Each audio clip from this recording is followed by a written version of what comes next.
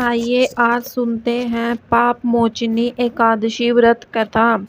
महर्षि लोमश ने कहा, हे नृपति, चैत्र मास के कृष्ण पक्ष की एकादशी का नाम पाप मोचनी एकादशी है।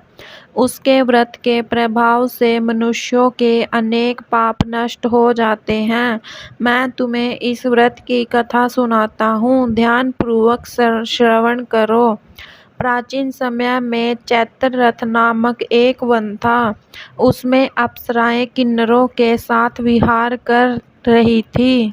वहाँ सदैव वसंत का मौसम रहता था, अर्थात उस जगह सदा नाना प्रकार के पुष्प खिले रहते थे।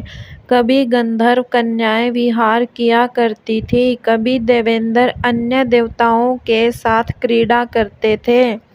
उसी वन में मेधावी नाम के एक ऋषि भी तपस्या में लीन रहते थे। वे शिव भक्त थे। एक दिन मंजू घोषा नामक एक अप्सरा ने उनको मोहित कर उनकी निकटता का लाभ उठाने की चेष्टा की। इसीलिए वह कुछ दूरी पर बैठ वीणा बजाकर मधुर स्वर में गाने लगी। उसी समय शिव भक्त महर्षि मेघावी को कामदेव भी जीतने का प्रयास करने लगे।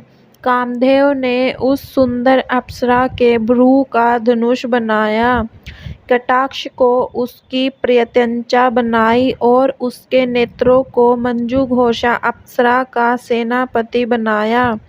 इस तरह कामदेव अपने शत्रु भक्त को जीतने को तैयार हुआ। उस समय महर्षि मेघावी भी युवावस्था में थे और काफी हष्ट-पुष्ट थे। उन्होंने यज्ञोपवीत तथा दंड धारण कर रखा था। वे दूसरे कामदेव के समान प्रतीत हो रहे थे।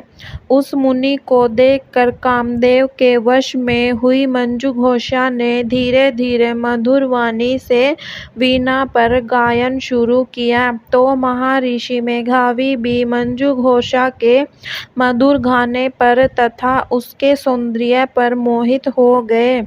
वह अप्सरा मेघावी मुनि को कामदेव से पीड़ित जानकर उनसे आलिंगन करने लगी। महर्षि मेघावी उसके सौंदर्य पर मोहित होकर शिव रहस्य को भूल गए और काम के वशीभूत होकर उसके साथ रमण करने लगे। काम के वशीभूत होने के कारण मुनि को उस समय दिन रात का कुछ भी ज्ञान न रहा और काफी समय तक वे रमण करते रहे।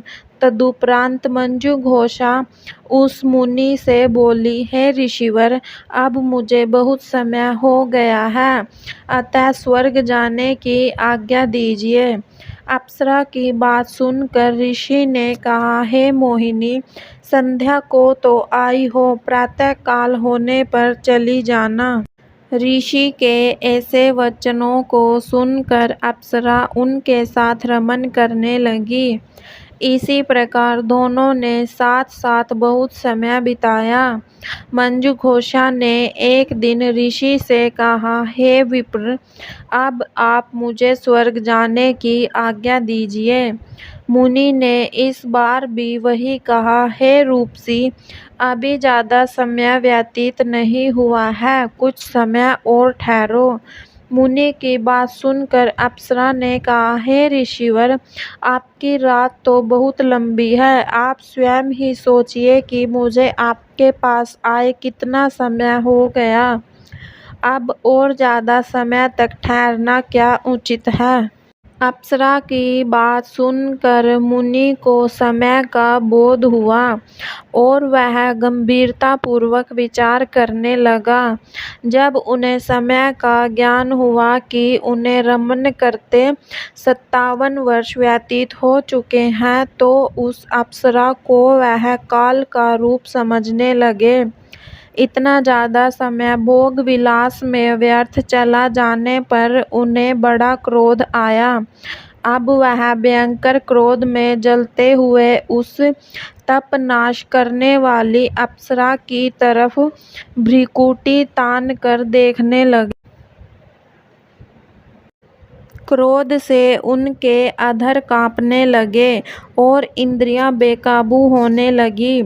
क्रोध से थरथराते स्वर में मुनि ने उस अप्सरा से कहा, मेरे तप को नष्ट करने वाली दुष्टा, तू महापापिन और बहुत ही दुराचारिणी है। तुझ पर धिक्कार है। अब तू मेरे श्राप से पिशाचिनी बन जा। मुनि के क्रोध युक्त श्राप से वह अप्सरा पिशाचिनी बन गई। यह देखकर व्यथित होकर बोली, हे ऋषिवर, अब मुझ पर क्रोध त्याग कर प्रसन्न होइए और कृपा करके बताइए कि इस श्राप का निवारण किस प्रकार होगा। विद्वानों ने कहा है, साधुओं की सहज अच्छा फल देने वाली होती है और आपके साथ तो मेरे बहुत वर्ष व्यतीत हुए हैं, अतः आप मुझ पर प्रसन्न हो जाइए, अन्यथा लोग कहेंगे कि एक पुण्य आत्मा के साथ रहने पर मंजूघोषा को पिशाचिनी बनना पड़ा। मंजूघोषा की बात सुनकर मुनि को अपने क्रोध पर अत्यंत ग्लानि हुई, साथ ही अपनी अपकीर्ति का भय भी हुआ।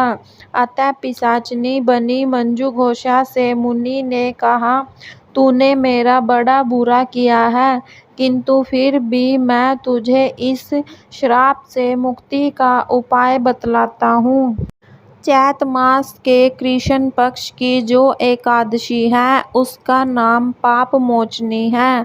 उस एकादशी का उपवास करने से तेरी पिशाचिनी की देह से मुक्ति हो जाएगी। ऐसा कहकर मुनि ने उसको व्रत का सब विधान समझा दिया। फिर अपने पापों का प्रायश्चित करने के लिए वे अपने पिता च्यवन ऋषि के पास गए। च्यवन ऋषि ने अपने पुत्र मेघावी को देखकर कहा, हे पुत्र, ऐसा क्या किया है तूने कि तेरे सभी तप नष्ट हो गए हैं, जिससे तुम्हारा समस्त तेज मलिन हो गया है। मेघावी मुनि ने लज्जा से अपना सिर झुकाकर कहा, पिता ऋषि, मैंने एक अप्सरा से रमन करके बहुत बड़ा पाप किया है। इसी पाप के कारण संभवतः मेरा सारा तेज और मेरे तप नष्ट हो गए हैं। कृपा करके आप इस पाप से छूटने का उपाय बतलाइए।